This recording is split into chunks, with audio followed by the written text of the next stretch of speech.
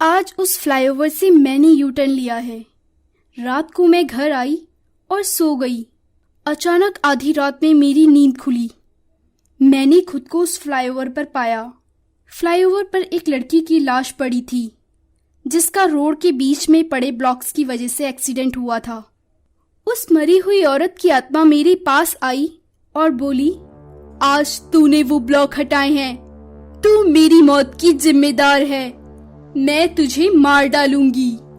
ऐसा कहकर उसने मेरे हाथ में चाकू देकर अपनी शक्तियों से मेरे हाथ को काटना शुरू किया। मैं उसे रोते हुए बोली, मुझे छोड़ दो, जिस दिन तुम्हारा एक्सीडेंट हुआ था उस दिन मैंने ब्लॉक्स नहीं हटाए थे, मुझे छोड़ दो, प्लीज मुझे छोड़ दो, मैंने कुछ नहीं किया है।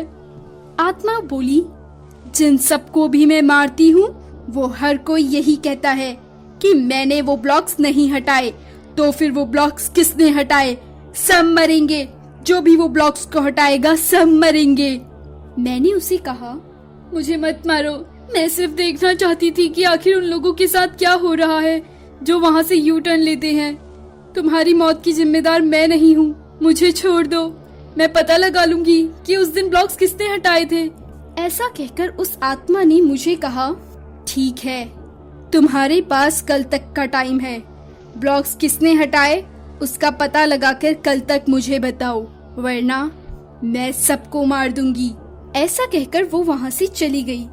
जल्दी से उठकर मैंने अपने हाथ में पट्टी करी और फ्लाईओवर की पिछली सारी सीसीटीवी फुटेज निकालकर देखने लगी।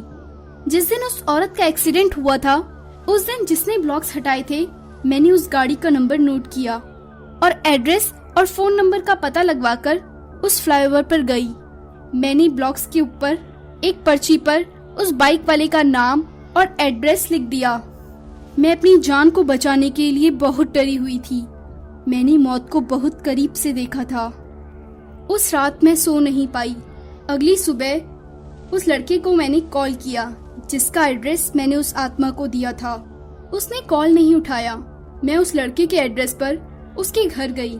वो लड़का मुझे घर पर ही मिला। वो बहुत सदमे में था।